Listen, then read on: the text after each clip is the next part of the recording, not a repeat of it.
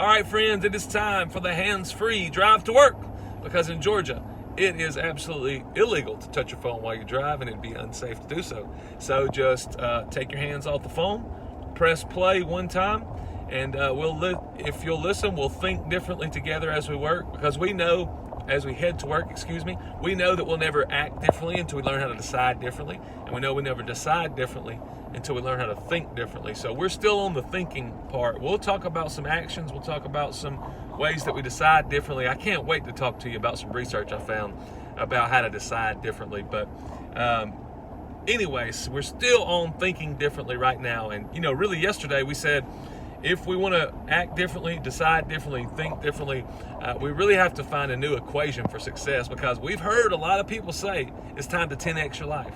And we all want it. Now, I'm with you. We want to 10x our lives. I'm not saying that's not something we should want. But I said, when we're leading ourselves through the weeds of work, we need a new equation for success, because we found out that it's not even debatable. A met need necessarily precedes any profits or incentives that come back to me with my work. And so I need a new equation to lead me as I work, not just as I create profit. So we said 10y plus x was that new equation, where X is the benefits that come back to me. That is important. Profit's important. But really what I want to try to multiply is the Y of the benefits of others. Y of the needs of the clients and customers I serve, but also the neighborhood around me. And we talked about that yesterday. But what we also need, if we're going to continue to walk down this path to think differently, decide differently, and ultimately act differently, we need a new illustration for success. So that's what we're going to talk about today, a new illustration for success. Have you ever heard this? When people say that they're working hard, they might say that they are paper chasing. You know what that means? That means they're going after that money. So some other people might say, look, if you want to know why somebody did something, if you want to know, if you want to see somebody's motives, they say just follow the money trail. And when they say that, that's what they ultimately mean. They're saying, if you really want to know why somebody works or why they did an action, you just follow the money trail. That means that the thing that guides them in their work is where do I get the most money?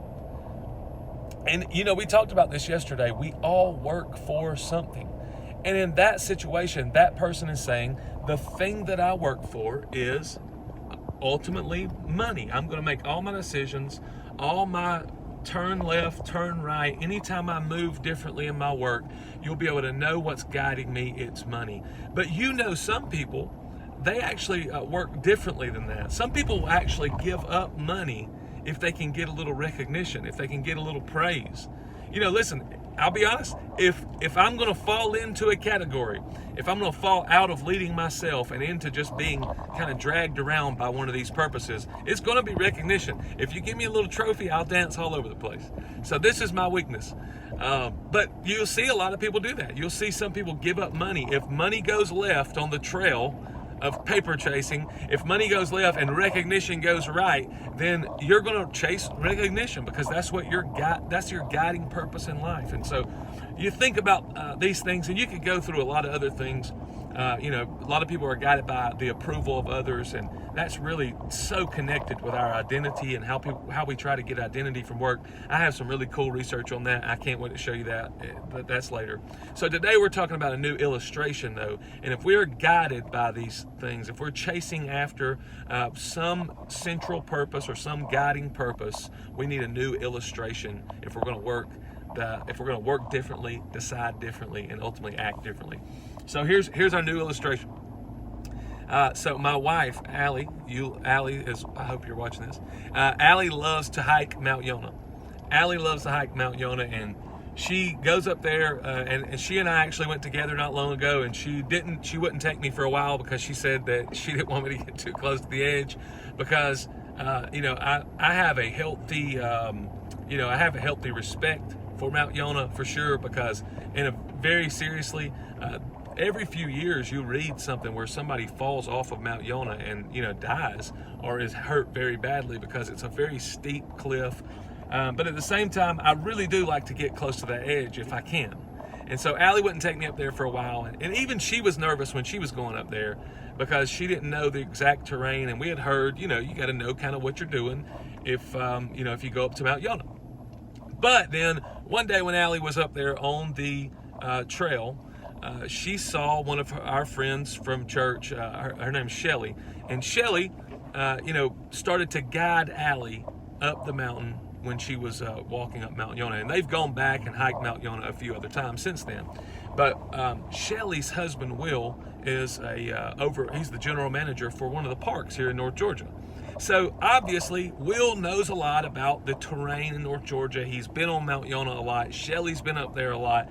So think about this. When Allie walked onto Mount Yonah for the first time, and she went up that trail, she's going toward the top. She's trying to get toward the peak. When she was doing it by herself, there was fear. There was definitely fear. There was timidity.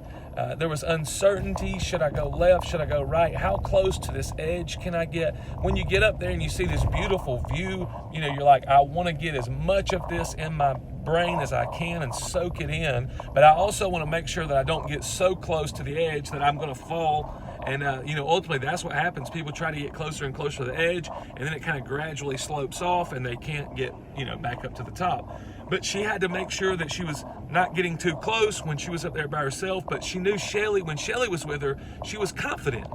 When Shelly was there, she knew Shelly could say, hey, don't go past this point right here.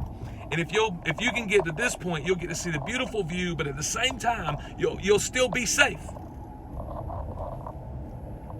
Man, I love that picture.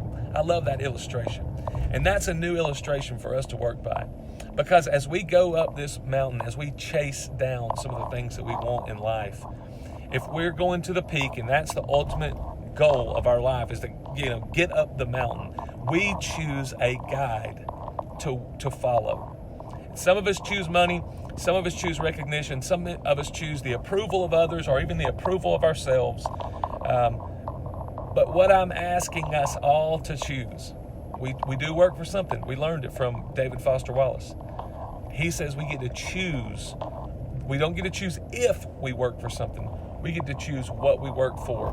What I'm saying is, what we can do in this new illustration is we can put the needs of the clients that we serve as well as the needs of the community at large. And there's a little bit of difference between the two, because client-centered means I always do what's best for my client, and I don't take into the larger, the community at large into the equation as well. And I'll give you an example of how that could happen. Is when Joshua and I first started Riles Brothers Trucking in Grady, we hired a driver, and Joe was our first driver. What's up, Joe? And Joe started to move loads from A to B. He was always dependable to get a load where it needed to go in a certain amount of time. But let's say Joe became very client-centered, which is good. So he's focusing on the needs of our customers, and he says, you know what, they want this rock to move from A to B, and they want it as fast as I can possibly do it. And let's say Joe began to go 85 miles an hour in a 45 mile an hour zone because he was so client focused. He wanted to get that rock to where it needed to go immediately. If he became so client focused that he didn't remember the needs of the community as well, he could actually put at danger some of the drivers around him if he was going too fast down the road.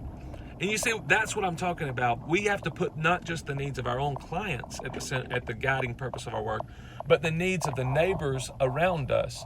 And I just call that neighbors guided work. I know it's not rocket science. This is not like a beautiful new term.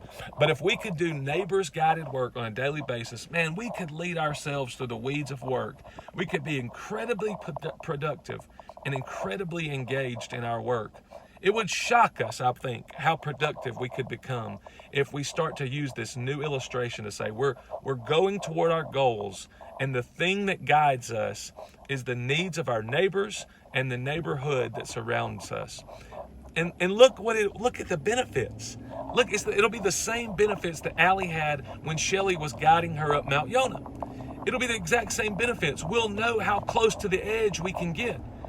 If there comes a time when we can't meet a need and generate profit, it'll cause us to be so creative. But if we just say, we can't meet a need and get profit, we'll just get profit. then we may miss out on one of the best ideas that the world's ever known. But if we tether ourselves, if we say our guide is going to be the neighbors and the neighborhood that surround us, and then we begin to work in that way diligently, we could possibly create some of the best ideas that the world has ever known, because we do need to generate ideas that meet needs and generate profits. How incredible will that be if just us watching this would just say, you know what, I'm in for that, and I'm going to begin to guide myself through the weeds of work by using this new illustration. I'm going to tether myself. I'm going to lock in on the needs of the customers and clients, but also the neighborhood that I serve.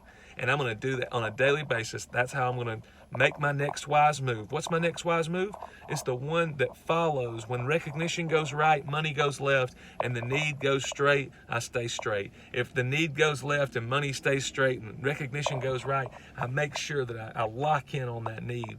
And it can keep me productive and engaged really forever. It's incredible. It's incredible. Can we do this together? Hey, thank you. Listen, thank you so much. I'm serious for watching this. It's the hands-free drive to work, and I hope it's helping you as you get to work on a daily basis to guide yourself through the weeds of work and to try to make the next wise move, to try to think differently and decide differently and act differently. I appreciate you so much.